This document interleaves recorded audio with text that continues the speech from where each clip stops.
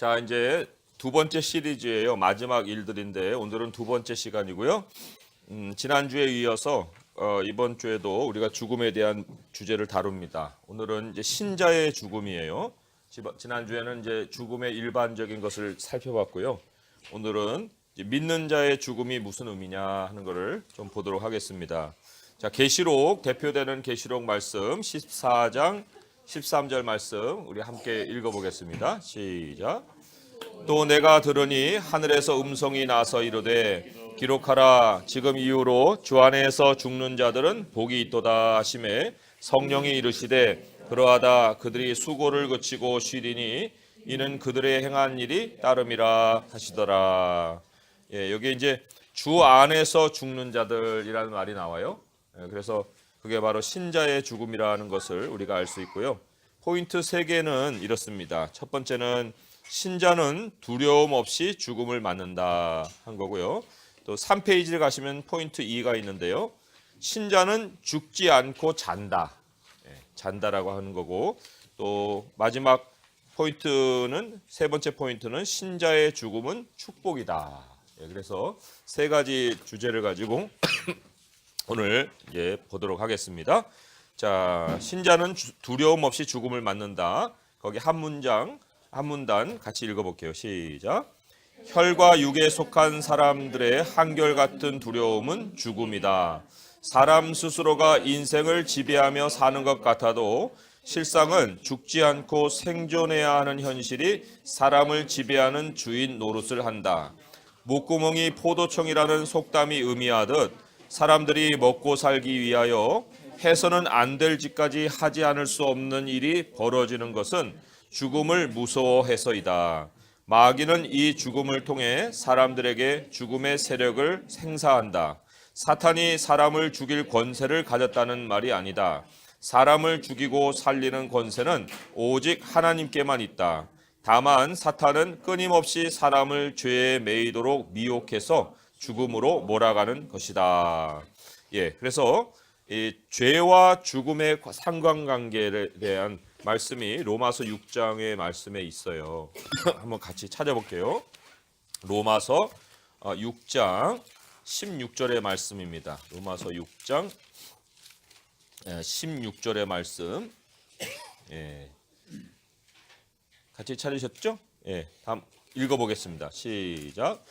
너희 자신을 종으로 내주어 누구에게 순종하든지 그 순종함을 받는 자의 종이 되는 줄을 너희가 알지 못하느냐? 혹은 죄의 종으로 사망에 이르고 혹은 순종의 종으로 의에 이르느니라. 그래서 사망의 결과를 가져오기 있는 일이 죄의 종이 되는 거예요. 죄의 종. 죄에 매이게 한다는 거죠. 그러니까 사망의 권세는 하나님이 가지고 계시는데, 그런데 사탄은 사람을 죄에 매이게 만들어서 사망의 결과를 맞게 한다는 겁니다. 그리고 이제 죄에 매이게 하는 그 도구가 뭐냐? 이 미혹이에요. 거짓말의 아주 압이라고 했잖아요. 그래서 거짓된 것을 가지고 꾀를 내서 사람으로 그 일을 하게 만들죠. 그리고 결국은 이제 죽음에 맞게 되는 그런 일을 벌이고 있습니다. 그래서 사람이 이 죽음이라는 건 끝이잖아요. 그러니까 안 죽으려고 참 버둥거리는 중에 이제 사탄의 덫에 걸려서 살고 있다는 거예요. 자, 그러면 계속 이어지는 문단을 읽어보겠습니다. 시작. 하나님은 사람들이 죽음을 두려워하는 문제를 예수 그리스도를 이 땅에 보내심으로 영원히 해결하셨다. 이 일이 가능한 것은 아담과 예수 그리스도의 대표성 때문이다. 하나님은 사람들을 개별적으로 창조하지 않으시고 처음 사람인 아담에게서 모든 인류가 나오게 하셨다. 아담의 죄가 인류의 죄로 이어지는 이유가 여기에 있다. 하지만 하나님이 아담을 짓기 훨씬 이전에 세상을 창조하기도 전인 창세전에 하나님이 그리스도 안에서 택하신 백성들이 있다. 하나님은 이들이 아담을 통해 땅에 육신으로 태어나게 하시고 하나님의 영이 이들과 함께 하실 계획을 가지셨다.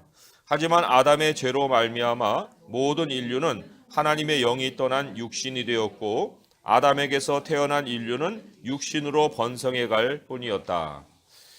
뒷페이지입니다. 예수님이 육으로 난 것은 육이요 영으로 난 것은 영이니 내가 네게 놀랍게 여기지 말라고 하셨듯이 아담에게서 아무리 많은 육신들이 나온다고 해도 오직 거듭난 사람들, 즉 하나님이 친히 성령으로 함께 해주셔서 생명이 된 사람들만 하나님 나라에 들어갈 수 있는 것이다. 이들이 바로 하나님이 창세전에 그리스도 안에서 택하신 백성이다. 이들도 땅에 태어날 때는 아담의 후손으로서 육신을 입고 나타난다. 하지만 하나님은 아담을 근원으로 둔 육체의 사람들과는 달리 그리스도를 근원으로 둔 택한 백성을 반드시 땅의 여정 중에 부르셔서 택하신 목적을 이루신다. 하나님이 자기 백성을 부르시는 방식은 말씀을 통해서이다. 옛적에는 선지자들을 통해 여러 시대 여러 방식으로 말씀하셨는데 마침내는 말씀이 육신이 되어 우리 가운데 거하시는 하나님의 아들 예수 그리스도를 통해 말씀하셨고 그 말씀은 오늘날까지 성령으로 말미암아 성경을 통해 사람들에게 선포되고 있다. 그러므로 육신으로나 종교적 행위로는 하나님 나라에 들어갈 수 없고 오직 하나님이 말씀으로 부르셔서 그 말씀을 따라 사는 사람들만 하나님 나라에 들어갈 수 있는 것이다. 여기서 좀 설명이 필요한 것이요. 앞 페이지로 넘기시면 그 두 번째 줄에 대표성이라는 말이 있어요. 아담과 예수 그리스도의 대표성.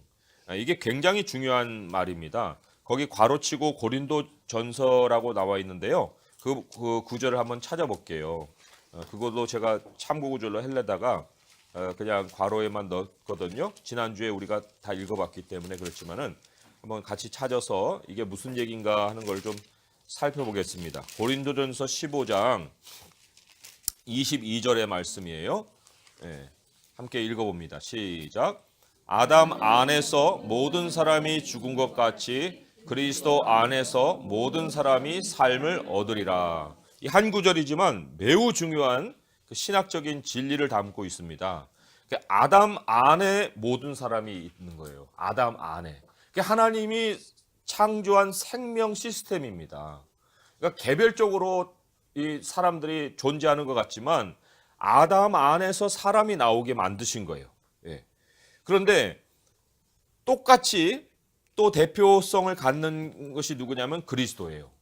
그리스도 안에서 또 모든 사람이 삶을 얻습니다. 그러니까 한 사람에게 일어난 일이 모든 사람에게 적용되게 하신 것이 하나님의 시스템인데 그러면 아담과 그리스도 중에 누가 먼저겠습니까? 그리스도가 먼저라는 거예요. 그래서 하나님이 우리를 창세전에 그리스도 안에서 택하였다고 그랬거든요. 그러니까 우리는 이미 창세전에 하나님 안에 있었던 존재들이에요. 그리고 아담은 이제 하나님이 땅을 창조하시고 인류가 태어날 수 있는 통로로 만들어 놓으신 거예요. 그 창세전에 그리스도 안에서 택하신 백성이 땅에 나타날 수 있도록 통로로 만든 게 아담이에요. 그러나 아담이 죄를 짓고 난 다음부터는 아담이 출발이 되어서 나오는 육신들이 있다는 거예요. 아담으로부터 태어나는 육신들. 그러니까 하나님의 영이 함께하지 않고 육신으로만 존재하는 그러한 그 존재들이 생겨났다는 거죠. 그거를 예수님이 어떤 방식으로 우리에게 그 설명을 해주셨냐면은 그 가라지 비유로다가 우리에게 설명을 해줬어요. 천사들이 그 씨를 뿌리는데 가라지를 뿌렸단 말이, 가라지가 또 났단 말이에요.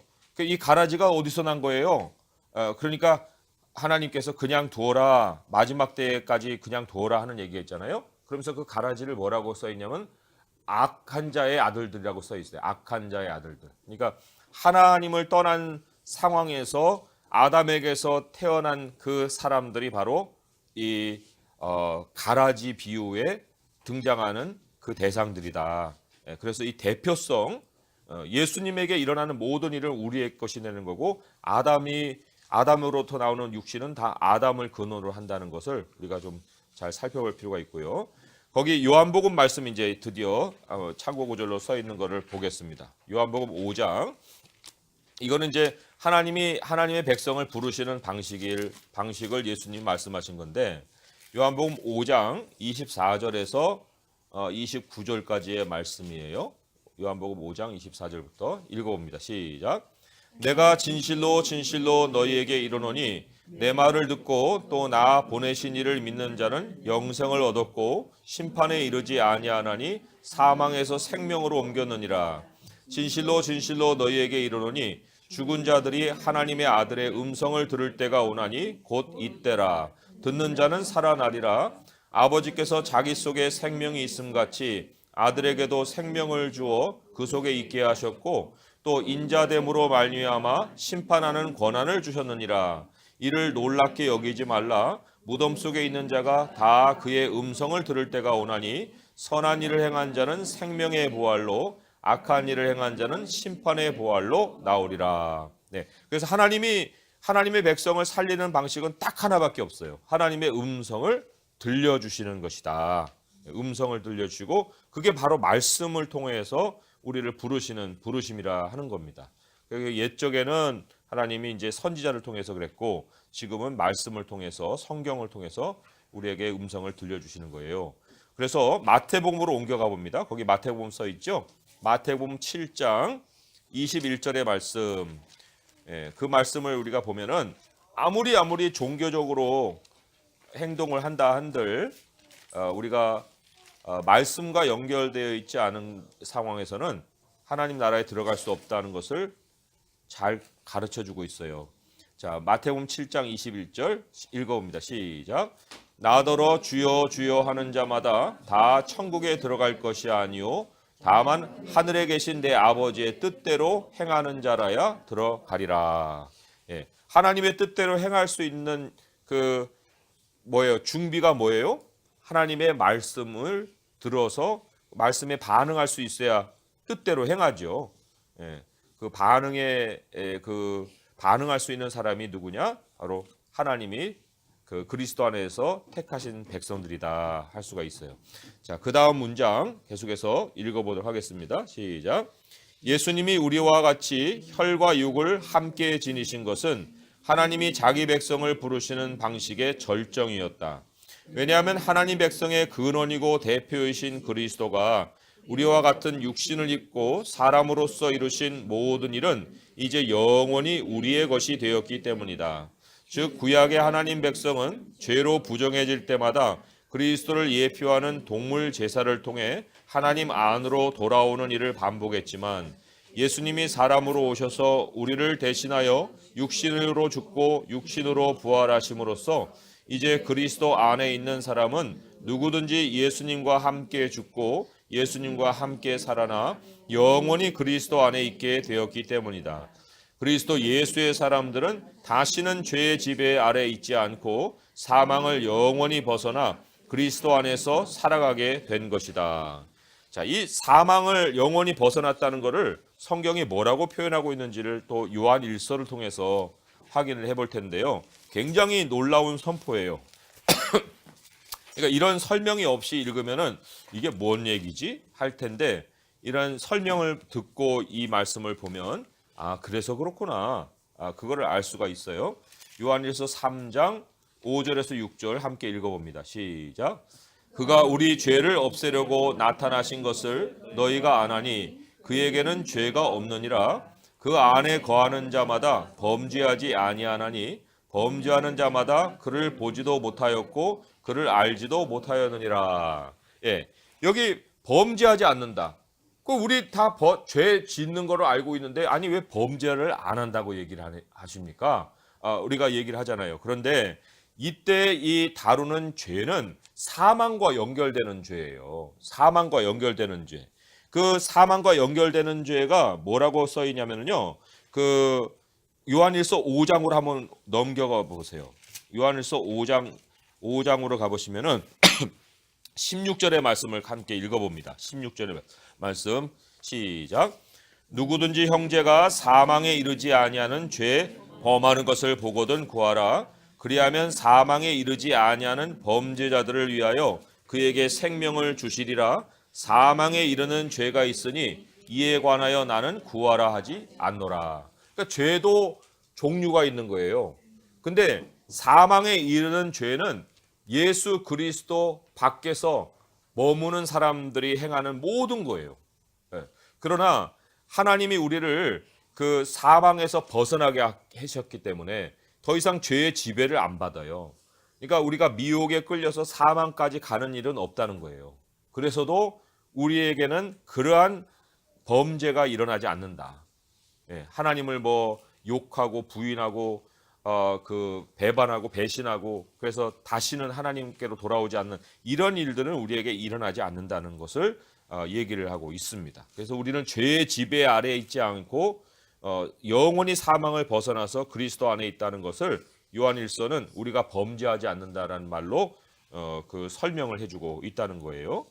좀 더 읽어가면서 거기 나와 있는 밑에 있는 히브리서 골로새서를 찾아보면 더 확실해집니다. 자, 또 문단 읽어볼게요. 시작.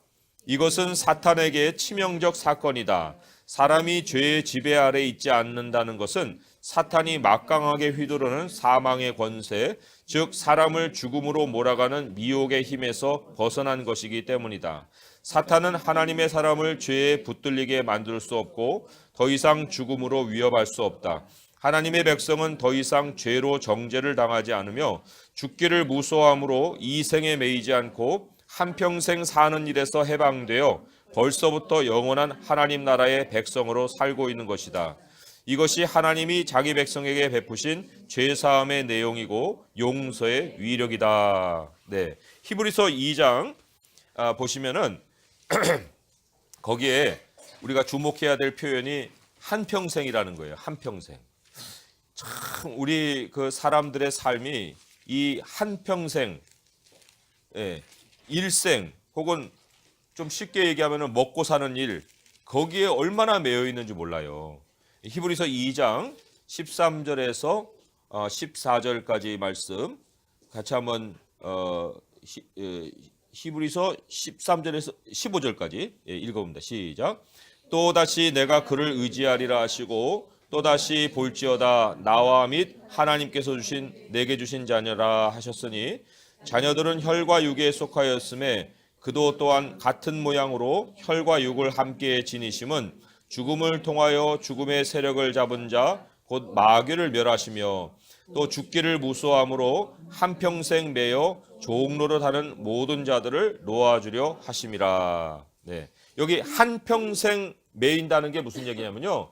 이 한평생 사는 일에 그냥 매여버리는 거예요. 사는 일에 매여 사는 사람들을 얘기하는 겁니다. 그러니까 이게 얼마나 불쌍한 사람들이에요.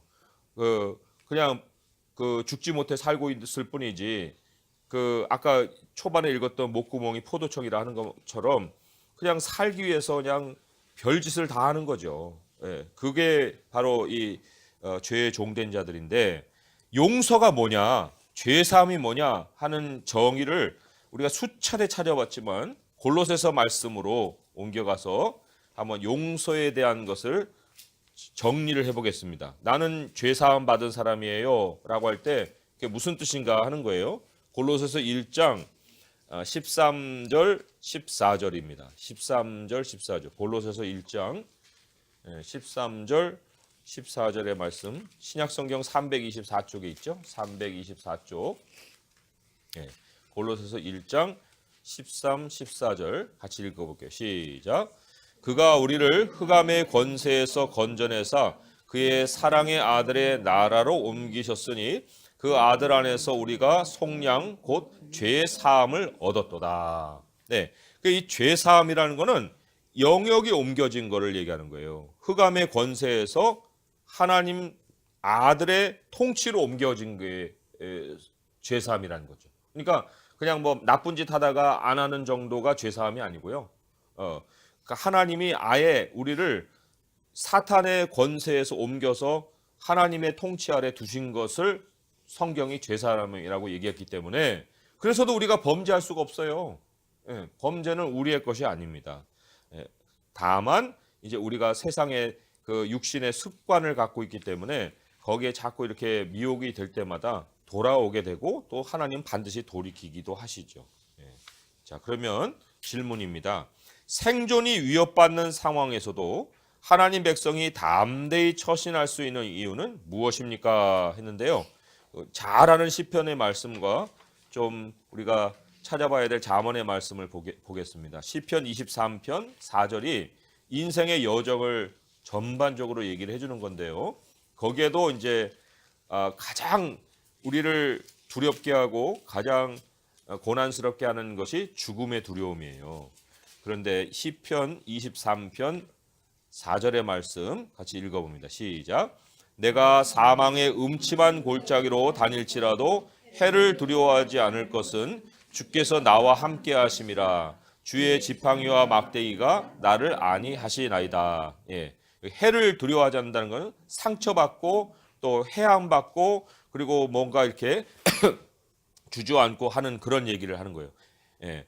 그런데 사망이 그거를 우리에게 가져다 줄 수 없다는 거죠. 그걸 두려워하지 않는다는 거예요. 그러니까 우리는 죽지 못해 사는 존재들이 아니다. 예. 사망의 음침한 골짜기를 지나갈 수 있는 존재로 하나님이 우리와 함께 해주신다는 거고요. 그다음에 잠언 14장 32절의 말씀으로 옮겨가 볼게요. 잠언 14장 32절의 말씀. 잠언 14장 32절. 네, 함께 읽어봅니다. 시작. 악인은 그의 환난에 엎드려져도 의인은 그의 죽음에도 소망이 있느니라. 예, 그 죽음에도라는 것은 죽을 일에도라고도 할 수도 있고 또 죽음 이후에도라고도 볼 수가 있는 거예요. 그러니까 환난에 엎드려지는 자는 악인이고 죽을 일을 만나도 다시 살아나는 것은 의인이라는 겁니다. 그러니까 우리는 절대로 사망에 붙들려 사는 사람들이 아니라는 것을 꼭 기억할 필요가 있어요. 자, 두 번째 포인트로 옮겨가 봅니다. 신자는 죽지 않고 잔다. 이게 뭔 뜻이냐 하는 거예요. 자, 그러면 그 문단을 쭉 한번 같이 읽어봅니다. 시작. 성경은 신자의 죽음을 죽는다라고 묘사하지 않고 일반적으로 잔다라고 표현한다. 예수님은 회당장 야이로의 딸이 죽었을 때 이 아이가 죽은 것이 아니라 잔다라고 하셨고 나사로가 죽었을 때도 우리 친구 나사로가 잠들었도다. 그러나 내가 깨우러 가노라고 하셨다. 예수님이 땅에서 생명을 다시 살리신 사람들에 대해서만 잔다는 표현이 쓰인 것이 아니다. 스데반이 돌에 맞아 죽을 때에도 성경은 그가 최후의 기도를 드린 후에 잔이라고 말하고 있다. 신약만 그러한 것이 아니라 구약에서도 잔다는 표현이 자주 쓰였다. 예를 들어 다니엘은 마지막 때를 예언할 때 땅의 티끌 가운데서 자는 자 중에서 많은 사람이 깨어나 영생을 받는 자도 있겠고 수치를 당하여서 영원히 부끄러움을 당할 자도 있을 것이다 라고 말했다. 그렇다면 성경은 왜 신자의 죽음을 잔다라고 말할까? 그것은 신자의 죽음이 불신자와는 달리 안식으로 들어가는 것을 의미하고 또한 영원한 날에 새롭게 깨어나는 것을 의미하기 때문이다. 여기서 깨어남은 무의식에서 의식을 얻는 의미가 아니다. 죽는다고 의식을 잃어버리는 일은 없다. 예수님의 비유에서 보듯이 거지 나사로는 죽은 후 아브라함의 품에서 보호를 받고 부자는 음부에서 고통을 당하며 서로 대화를 한다. 아브라함이 등장하는 것은 신자들이 땅에서 가졌던 정체성을 서로 알아본다는 뜻이며 나사로가 그의 품에 있는 것은 하나님의 백성이 함께 존재한다는 것을 의미한다. 후자의 경우 성경은 신자가 열조에게 돌아간다는 표현을 썼다. 자고 있던 신자들이 깨어나는 것은 예수님이 재림하실 때이다. 이때 하나님은 죽은 신자들만 일어나서 예수님을 맞이하게 하시는 것이 아니다. 땅에서 살아남은 자들도 죽은 신자들과 함께 구름 속으로 끌어올려 공중에서 주를 영접하게 하신다. 이때 신자들은 영원한 하나님 나라에서 살아갈 몸으로 변화하고 그리하여 하나님의 백성 전체가 항상 주와 함께 있을 것이다. 성경은 눈 깜짝할 순간에 이 일이 일어날 것이라고 예언한다. 네, 그래서 우리가 죽으면 바로 천국에 가서 예수님과 함께 막 즐겁게 사는 게 아니에요. 성경은 예수님이 그 십자가의 강도에게 얘기했듯이 내가 오늘 나와 함께 낙원에 있으리라 그랬잖아요. 그 낙원이라는 것은 아직 몸을 입지 않고 있으면서 대기 중에 있는 상황을 얘기하는 거예요. 대기 중에. 그러나 이제 우리가 자는 중에라는 게 이제 대기 중이에요. 낙원의 상황이고 깨어난다고 했잖아요. 그 깨어남이 바로 예수님 재림을 맞이할 때의 순간을 얘기하는 거예요. 그때는 우리가 몸으로 바뀌어 버립니다. 그게 이제 고린도전서 15장에 나오는 말씀이에요. 고린도전서 15장 51절에서 54절입니다. 예, 그래서 낙원에 있고 몸을 입지 않았지만은 다 의식을 가지고 있고 그 사람이 땅에서 아브라함이었구나, 나사로였구나 다 알아본다는 거예요. 예, 정체성을 가지고 우리는 죽음 이후의 세상을 시작을 하게 되는 거죠. 고린도전서 15장 51절에서 54절까지 읽어봅니다. 시작. 보라, 내가 너희에게 비밀을 말하노니 우리가 다 잠잘 것이 아니요 마지막 나팔에 순식간에 홀연히 다 변화되리니 나팔 소리가 나매 죽은 자들이 썩지 아니할 것으로 다시 살아나고 우리도 변화되리라. 이 썩을 것이 반드시 썩지 아니할 것을 입겠고 이 죽을 것이 죽지 아니함을 입으리라. 이 썩을 것이 썩지 아니함을 입고 이 죽을 것이 죽지 아니함을 입을 때에는 사망을 삼키고 이기리라고 기록된 말씀이 이루어지리라. 네. 그래서 이 말씀을 예수님이 이미 이루셨고 이제 우리에게 이루어질 텐데 여기에 보면 51절에 보니까 우리가 다 잠잘 것이 아니오라는 것은 그 신자들 가운데는 여전히 땅에 살아있는 사람도 있고 죽은 사람도 있는 거예요. 그러니까 죽은 사람 죽어서만이 부활이 아니라는 거죠. 다 잠잘 것이 아닌 거. 다 죽어서만 예수님 만난다는 얘기가 아니라 살아서도 예수님을 만날 수 있는 사람이 있다. 그거를 이제 다 잠잘 것이 아니라는 얘기를 한 것이고 순식간에 홀연이라고 할 때 여기 그 영어 성경에 보면 in a 뭐죠? twinkle of eyes 뭐라고 해야 되나? 그 예지가 알아? 그 눈 깜짝할 사이에 뭐라고 하지? 눈 이렇게 깜빡할 때 사이. In a twinkle of eye? 뭐라고 그래? 몰라? 예. 영어에는 그렇게 나와 있어요. 여기는 우리가 지금 ESV에는 뭐라고 써 있어? 홀연이라는 말을 어떻게 예. 순식간에 홀연히. 그 51절.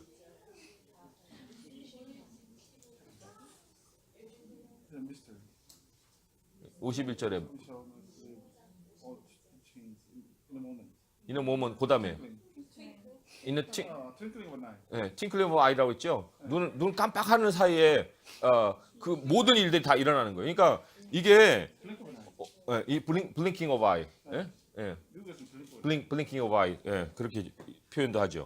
아무튼 순간에 일어나는 상황인데 그때가 뭐냐? 몸으로 부활할 때라는 거예요. 몸으로 부활할 때. 그러니까 자는 과정, 깨는 과정. 자는 과정은 우리가 낙원에서 이제 쉬는 과정이고 깨는 과정은 몸을 입고 이제 영원한 나라에서 삶을 시작하는 그 순간을 얘기를 하는 건데 그게 바로 이제 고린도전서 여기에 나오는 거죠. 그래서 하나님이 다 이제 일으키셔서 몸으로 우리를 부르시고요. 그리고 우리가 사도신경에도 고백하듯이 몸으로 살 것과 영원히 살 것을 믿나이다 이렇게 얘기하잖아요. 예, 그래서 우리는 몸을 입고 이제 영원한 삶을 살아갈 백성들입니다. 자, 그러면 이제 질문입니다. 우리가 주의 일을 뒤로 미루지 않고 항상 주의 일에 더욱 힘쓰는 자들이 되어야 하는 이유가 무엇이라고 생각하는가? 예, 제가 여기에는 구절을 안 써놨는데 제가 그 고린도전서가 바로 여기에 해당이 돼서 그 같이 이제 참고를 하려고 쓴 거지만은 이게 순식간에 일어나는 일이거든요. 언제 일어날지도 모르는 일이거든요. 그러니까 우리가 늘 지체하면서 내일 해야지, 나중에 해야지. 그럴 시간이 없는 거예요. 네. 또 이따가 이제 축복에 대한 얘기를 하겠지만은 여기서 우리가 살아가는 모든 것은 하나님이 우리에게 상급으로 바꿔주시니까 이 땅에서의 삶에 미련을 두거나 여기서 뭐 많은 일을 계획하고 여기서 결과를 보려고 하는 일을 할 이유가 하나도 없다. 그거를 이제 이 말씀을 통해서 우리가 좀 더 확인을 할 필요가 있습니다. 자, 그러면 마지막 포인트, 신자의 죽음은 축복이다. 같이 읽어볼게요. 시작. 신자에게 펼쳐지는 하늘의 현실이 어떠한지 알면 죽는다는 것이 얼마나 축복인지도 알게 된다. 사도 바울은 셋째 하늘에 이끌려가서 낙원을 보고 온 사람이다. 그가 거기서 본 것에 대해서는 말하는 것이 허락되지 않아 가히 한 말도 이루지 못했지만 그가 죽음 이후를 얼마나 선호했는지는 세상을 떠나서 그리스도와 함께 있는 것이 훨씬 더 좋은 일이라는 그의 고백을 통해 느껴볼 수 있다. 또한 그는 죽음 후에 의인에게 시상식이 기다리고 있는 사실도 알고 있었다. 그래서 그는 예수님을 만난 이후 평생 선한 싸움을 싸우며 하나님이 위에서 부르신 그 부름의 상을 위하여 달려갔다. 신자의 죽음이 복되다고 말할 수 있는 실제 이유가 바로 신자에게 행위에 따른 상이 기다리고 있기 때문이다. 이 사실은 성령 하나님이 동의하신 바이다. 하지만 죽음이 더 좋고 신자의 소망이 차라리 몸을 떠나 주와 함께 있는 그것이라고 해도 스스로 목숨을 끊는 것은 생사에 대한 하나님의 주권을 빼앗고 자신을 살인하는 행위이다. 하나님의 백성도 심한 고통을 겪거나 스트레스를 받으면 사는 것보다 죽는 것이 낫다는 생각을 할 수 있고 실제로 하나님께 생명을 거두어가 달라고 기도했던 의인들도 있었다. 하지만 분명한 것은 타인을 죽이든 자기 목숨을 끊든 살인자는 결코 하나님 나라에 들어가지 못한다. 환난에 엎드러지는 자는 악인이고 의인은 죽을 일에도 소망이 있는 것이다. 질문입니다. 주 안에 있는 내가 땅에서의 환난을 끝까지 인내하며 하나님의 심판 자리에 서는 것을 오히려 소망하는 이유는 무엇입니까? 네. 계시록 아까 우리 대표 말씀이었지만 한번 이제 그 말씀으로 가보고요. 그리고 이제 거기에 성령이 동일하신 말씀이다. 그것까지 이제 연결해서 우리가 같이 볼 텐데요. 그래서 참 우리가 예수님을 사랑하기 때문에 정말 예수님을 믿으면서 어떠한 희생도 감수를 하지만 그러나 하나님은 항상 우리 편에서 일하시거든요. 그래서 우리가 늘 희생만 감수하는 게 아니고 너에게 상이 있다는 것을 알려주시는 거예요. 자, 13절 말씀 같이 한번 읽어봅니다. 시작. 또 내가 들으니 하늘에서 음성이 나서 이르되 기록하라. 지금 이후로 주 안에서 죽는 자들은 복이 있도다 하시매 성령이 이르시되 그러하다. 그들이 수고를 그치고 쉬리니 이는 그들의 행한 일이 따름이라 하시더라. 예, 여기 주 안에서 죽는 자가 복이 있다. 성령이 맞아 하시면서 뭐라고 했냐면요. 수고를 그치고 쉬는데 그들의 행한 일이 따른다 그랬어요. 그들의 행한 일이 따른다. 이게 뭐예요? 하나님이 행한 그 일에 따라 상을 주신다는 겁니다. 그렇기 때문에 우리가 복이 있다는 거예요. 죽는 것으로 끝이 아니고 삶이 시작되고 삶이 시작되는 것으로 끝이 아니고 그 수고에 따르는 그 하나님의 보상이 주어지기 때문이다. 성령이 그러하다라고 얘기를 한 거기 때문에 그래서요. 우리가 하나님의 심판 자리가 기대가 되는 거는 크리스마스 선물을 기대하는 거랑 똑같은 거예요. 우리 아빠가 어떤 선물을 주실 거지? 예. 그 선물을 기대하면 얼마나 그날이 기다리지겠습니까? 마찬가지로 우리가 땅에서 어떠한 일을 하든지 간에 그건 다 하나님이 상으로 바꿔주시는 거니까 나는 참 아무리 일을 해도 수고를 해도 아무도 안 알아줘. 참 헛수고를 했나 보다. 이렇게 생각할 것이 아무것도 없는 거예요. 그러니까 혹시 누군가 안 알아준다 하더라도 실망하거나 참 불평할 것이 아니고 하나님은 아신다. 그리고 심판 자리에서 반드시 거기에 대한 상을 베풀어 주신다는 것을 꼭 기억할 수 있기를 바랍니다. 자, 그래서 기도는 이렇습니다. 창세전에 우리를 그리스도 안에서 택하신 하나님 아버지, 우리가 지금 주 안에 있으므로 우리는 오늘 영원한 본향에서 살고 있습니다. 주께서 우리를 부르시는 날 땅의 장막을 벗고 주님이 예비하신 처소에서 주와 함께 영원히 살아갈 것을 기대합니다. 우리가 사는 날에 예수님이 먼저 오시기를 고대하지만 우리가 주님께 가는 날이 먼저 온다고 해도 매일매일 더욱 주의 일에 힘쓰며 부름의 상을 위해 달려가도록 도와주시옵소서. 예수님의 이름으로 기도드립니다. 아멘. 네, 그래서 우리 잠시 하나님께 감사의 기도도 드리고요.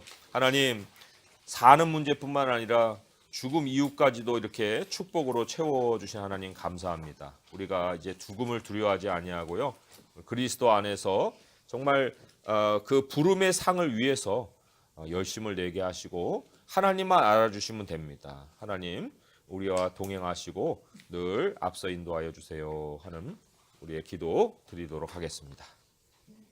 하나님 아버지 감사합니다. 죄가 우리를 미혹하지 못하고 또한 사망이 우리를 두렵게 하지 못합니다. 하나님 우리는 죽어도 더 큰 축복을 얻을 자들이 온데 어찌 우리가 삶에 매여 한평생 종로를 하겠나이까. 아버지 하나님 몸은 피폐해지고 또 썩어져 갈지만 하나님께서 준비해 놓으신 새로운 삶이 있고 새로운 몸이 있나이다.